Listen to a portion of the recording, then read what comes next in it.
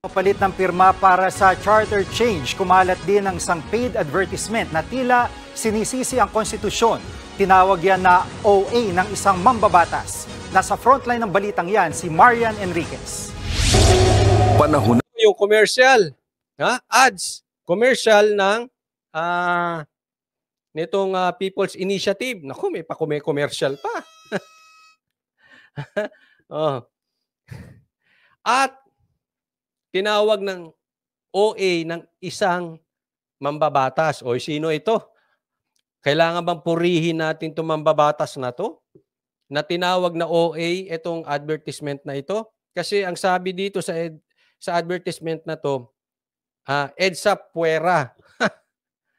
Ibig sabihin yung EDSA 1, yan ang naging problema ng bansang Pilipinas. Pag-usapan natin. Para ayusin, itama ang hindi patas ng 1987 Constitution. Gawing saligang patas ang saligang batas. Galing, no? Gawing saligang batas ang saligang gawing saligang patas ang saligang batas. Alam nyo sa isang banda, sa totoo naman yung 1986 Constitution natin, 86, 87. Medyo hinug sa pilit ang ginawa doon. Medyo mabilisan yun. Nirat-rat yun eh. Kasi yun yung ginawa yun nung napalitan si Marcos. Marami doon na nakasingit doon sa batas na yun na hindi talaga para pro-Pilipino. Marami nakasingit sa batas na ron para diinan lang ang mga Marcos. Ganun yun. Kaya hindi ako sang-ayon palitan ngayon. Kasi yung gagawa na naman, yung mga nakaupo ngayon, delikado. Gaya dati. Parang sobrang galit nila sa Marcos. Parang yung batas natin, nagka-leche-leche. Ngayon ganyan din. Swapang. Hindi man lahat, pero maraming swapang. Galit na nga si Pulong eh. Pinag-PPI na nga sila eh. Kaya, wag ngayon tayo ulit magpapalit. Talagang pangit. Umeere sa iba't ibang TV network ang commercial na yan na nagsusulong ng charter change o pag-amyenda Umeere yan sa ABS. Ewan ko lang. ng konstitusyon. Tila sinisisi ang 1987 Constitution na nabuong matapos ang 1986 EDSA People Power Revolution. Ang pagpasok ng edukasyong de kalidad, EDSA Puera. Ang magsasaka, EDSA Puera. Land ownership ng foreign investors, EDSA Puera. Ang commercial na yan ay isa. Ito na, sumbatan na. EDSA Puera, EDSA Puera. Ulit hindi ako kampi doon sa pinatanggal sa EDSA. Kaya lang, pagka ganitong nangyayari, hindi maganda. Alam mo mangyayari sa inyo, may away kayong dalawa. Dadamay nyo pa, tapos kayo makikinabang. Ang paid advertisement o binayaran ng Gana Atienza Avisado Law Offices. Nakausap ng News 5 ang law firm. Di nga. Kanila, kliyente nila ang nagbayad ng sino yung kliyente nyo? Palusot. naturang ad, ang grupong People's Initiative for Reform, Modernization and Action o PIRMA. This is a private initiative. No public funds were Utoy! Attorney Utoy! Attorney Utoy. Talaga lang. Hindi naman po kayo pinagbibintangan. Nagtatanong lang. Anong tanong mo, Coach Oli? Yun nga. Di nga. Hindi raw paid ads at kliyente raw nila nagbayad. Di imbestigahan nyo. Sinong kliyente? Dapat may kapasidad magbayad. Sinong kliyente yung nagbayad? Taong bayan nagtulak? Pilipino nagtulak? O congressman na nagtulak? Nagtatanong lang. Kayo ba? Naniniwala dito sa dalawang ito? Kliyente raw nila nagbayad?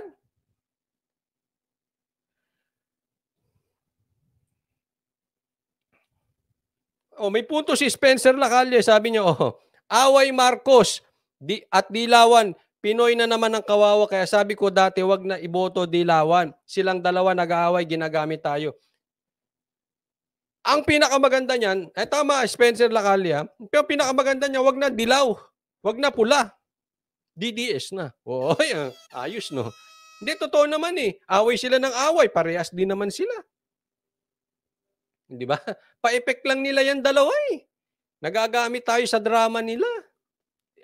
Ang nagpapalitan sa kapangyarihan, pula at dilaw. Ilang taon na. Real talk, umasenso ba Pilipino sa pula? Umasenso ba sa dilaw? Buti nga umasenso pa tayo noong panahon ni Duterte. Alam nyo kung hindi tayo inabot ng COVID nung panahon ni Duterte, alagwa na Pilipinas ngayon. At sa isang banda, kung ang nakaupo nung panahon ng COVID, pula o dilaw, lubog na tayo. Baka hindi na tayo umahon. Oh. Sinuwerte lang tayo, si PRRD nakaupo nung COVID eh. Komentaryo nga kayo kung naniniwala kayo sa dalawang to. Yung opinion ko yun, ayaw ko maniwala eh. Wala kayong magagawa. Utoy, ha? Utoy.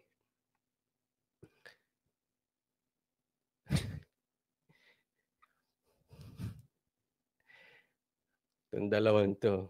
Burst, nanggagaling po ito sa mga similarly minded people or group in the private sector who wants to walk through with us in this journey or in this advocacy. Napareact din si Kabataan Party. Yung dalawang utoy na yun, ang lalo nyong ginulo eh. Huwag na kayong sumali. Huwag na kayong sumausaw. Utoy, ano na? Shot tayo, shot! para pinabilit itong mga attorney ngayon. Ay, nakong. Hindi, magtalino yan, ha? Utoy. Ito na. In this advocacy. Napareact din si Kabataan Party List Raul Manuel sa paid advertisement.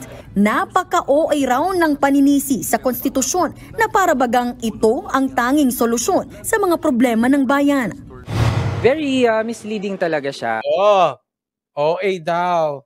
Sabi ni representative. OA. Hindi, walang kamay, ganun lang. OA. OA. Ha? Pumapalag si Raul Manuel. Raul? Hindi, ako sang-ayon sa mga sinasabi ni Raul Manuel, ha? Yung motibo niya, hindi ko alam. Yung sinasabi niya, oo. Kaya ano sa tingin niyo motibo niyan? Ako, sa opinion ko, ha? Magtatanong lang ako, Raul Manuel. Di ba, friendship kayo ni, speaker? Di ba? Bakit ngayon parang pumapalag-palag kayo? Hindi nga, ako yung nagtatanong lang, anong meron? Ha? Hindi, baka kasi isipin ng mga ibang tao, ACDC ka lang. Ano yung ACDC, Coach Oli? Kayo na umintindi kung ano yung ACDC. Ha? Hindi, kasi baka kumukontra ka lang, attack collect, defend collect. Di naman kita pinagbibintangan, kaya nga tinatanong kita. Baka naman nagpapalaki ka lang ng presyo. Tanong yun ha, baka lang naman. Hindi ko sure. Kasi baka atake ka ng atake ngayon. Bukas makalawa, tahimik ka na. Anong meron? Hindi ko kinokontra to ha. Pabor ako sa sinasabi niya. Nadududa lang ako. Kasi minsan yung motibo ang tinitingnan natin, nadududa ako. Sa bagay, ito namang mga Makabayan Black, lahat naman ata kinontra nito eh. Oo. Lahat ko kontrahin yan. Parang sa buong Pilipinas, sila lang tatlo nila Franz Castro ang mabait. Siya, tsaka si Brosas, tsaka siya. Sila lang matino.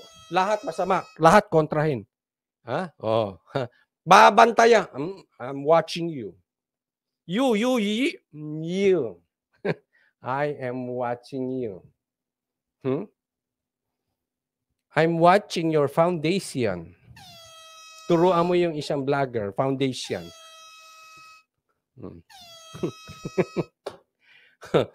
Ha? Babantayan kita. Dire-diretso mo yung atake na yan, ha? Pag promeno ka, alam na DS. Tuloy. Given na sa capacity ngayon ng administration, 'di ba? Ang dami ding pinangako, bababaan ang presyo ng bigas, ayusin ang agrikultura, pati Oo, edukasyon. dami raw pinangako. Oh. Yung binibintang sa yung nire-recruit mo, anong ipinangako mo doon? Hindi, ako nagtatanong lang, ha? Kasi sinabi ni Batu yun recruiter ka daw ng NPA. Oh, hindi, tanong lang. Tanong lang yun, baka patawag mo ako diyan. Hmm? Oh. Anong pinapangako mo doon? Totoo po ba 'yon? At kung totoo, anong pinapangako mo doon sa mga nire-recruit mo? Hmm. Pero Day, type ko yung pabarong-barong mo. Ha? Ang lakas masculine. Tuloy tayo. May time nga 'di ba na ang presidente siya din yung agriculture secretary. Sa edukasyon sino ang nandyan? Ang vice president. So they have the resources, they have the power, yung national budget, ganyan. Pwede yang gawin nang hindi binabago ang konstitusyon. Ang EDSA per advertisement na yan lumabas sa gitna ng mga balitang Dito ni Eleanor, scripted lang yan kay Raul Manuel. Hindi, mamaya pepreno yan. Pag preno niyan, nakapreno na rin.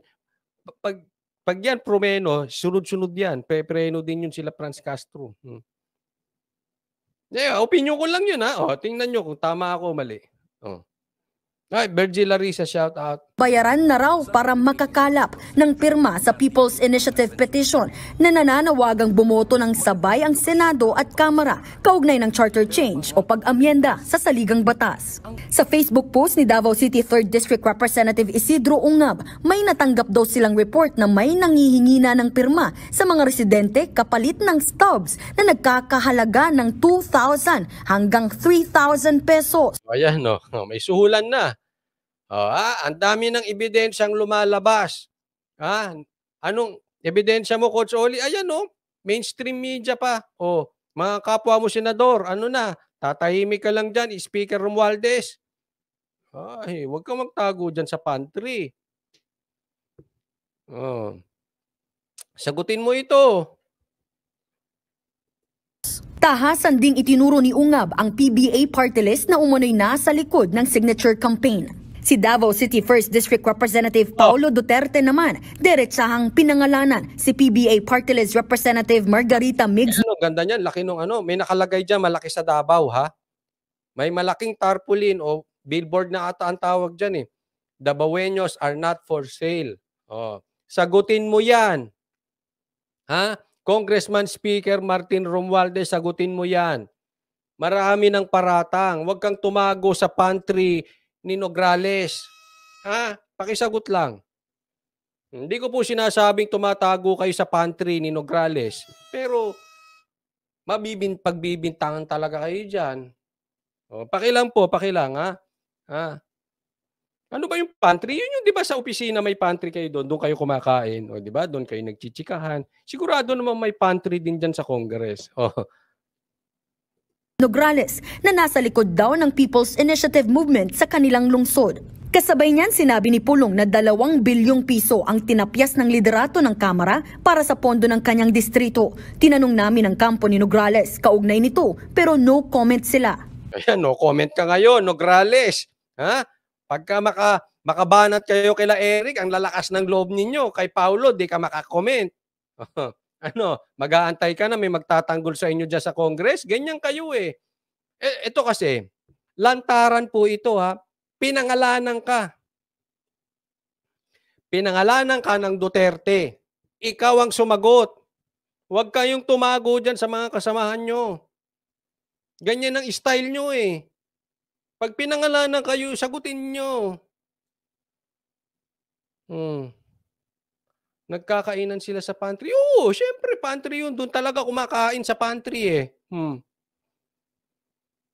Isipin mo 2 billion ang tinapyas sa budget ng Davao sa distrito ni Pulong. Ganyan yung iniipit ng Duterte. Sumagot ka, Nograles. Dalawa na kayo ng amo mo, ayaw nyo sumagot ng diretsahan. Pagmanggisa kayo. Yari ka dyan, Consoli, pag pinatawag ka, gigisahin ka dyan.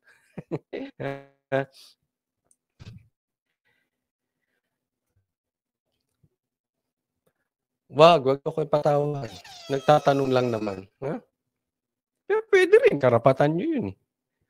Pero mas maganda, demanda na lang. Hindi, ako mas gusto ko yun. Kasi kaysa papatawag, wala ka nang masasagot dun eh. Di ba?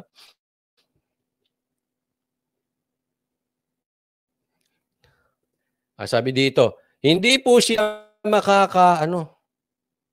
hindi po sila makaka-counter sa Duterte kasi alam nilang guilty sila. Oh, ang daming alam niyan sa loob, mga Duterte.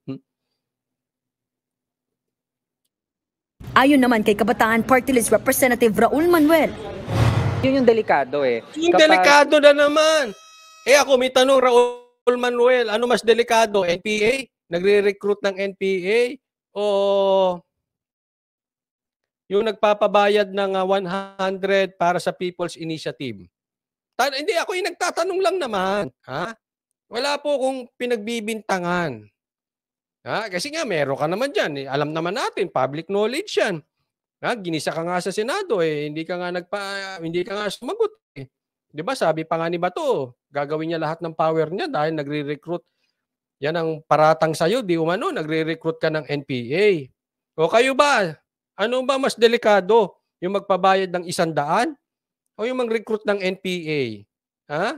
Ang linis mo, Brad. Ay, ma'am. Ay, Brad. Ang linis mo. Joint na ang voting, kung ano yung gustong mangyari ng majority sa Kamara, kahit pa ayaw ng Senado, kahit ayaw din ng taong bayan, pwede na talaga yung ipasa. Isang paraan na naman ito ng pambubudol sa taong bayan. Tandaan nyo to, brada. Ay, mga viewers. Tingnan nyo yung tono nito, ha? Pakibantayan lang. Shamnul, kulang lang sa hotdog yan. Ba't hindi ba siya nagtatambay sa pantry? Di ba? Walang hotdog yung pantry nyo, puro kape. Ang laki ng budgetang usapan dyan, walang hotdog. Sige na nga, diretso tayo. Bayan. Hindi raw matatawag na People's Initiative kung pera ang pinagagana. People's Initiative nga dapat pero kung initiative pala ito ng mga politiko at ang magiging charter change din naman para sa mga term extension or pagpapapasok pa ng mga dayuhan na kasosyo nila. Dapat tanggalin na party list. Anong palagay mo, Raul Manuel? Kasi nakakagulo yung mga party list sa aking opinion kasi diyan may mga nagtatagong sumusuporta sa kung ano-anong bagay Ha? Hindi, tanong lang po, palagay mo ba dapat tuluyan pa yung party list? Raul Manuel. Hindi, nagtatanong kasi. Kasi medyo nagtataka ako ha? Parang magkakasama kayong umatake sa Duterte dati tapos ngayon ganyan. Malaking question sa akin yun. Anong meron? Anong meron na alam nyo na hindi na alam ng taong bayan? Nagtatanong lang. But one thing for sure, hindi man namin alam. Malalaman din namin kung meron. Share naman dyan, Raul Manuel. Anong meron? Distorted talaga yung People's Initiative. Nagbabalita mula sa medyo alam mo, kaya araw-arawin natin ito. At ako'y natutuwa, pumalag na rin sa wakas sa mga senador. Nagsalita na rin sila. Bantayan po natin sila Subiri. Kasi ganito yan, ha? Alam natin kung kaninong kampo galing ito. Wag na tayong magmaang-maangan. Obvious naman yung sinasabi na peking Panginoon ni Pulong Duterte. Di ba? Alam natin kung kaninong kampo to. At medyo wala pang official statement ang Senado, pero kumakasakasa na sila at sumasagot na sila at nakikipagsagutan na. Bantayan lang natin, especially yung mga kaalyado nila. Kasi yan po yung mga kunwari tahimik tapos biglang yung pala payag na sila dyan tapos yung pala bandang huli magkakakuntsaba ang mga animal Mag-iingat tayo. Sino ba mga kaabalyado niya dyan? Sila Subiri. Diba?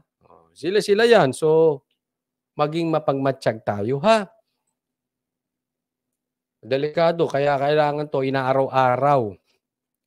Huwag natin palusutin. The fact na meron silang ads at ginagastusan, they are serious about this. At merong politiko sa likod niyan. At merong financier sa likod niyan. Hindi basta-basta yan.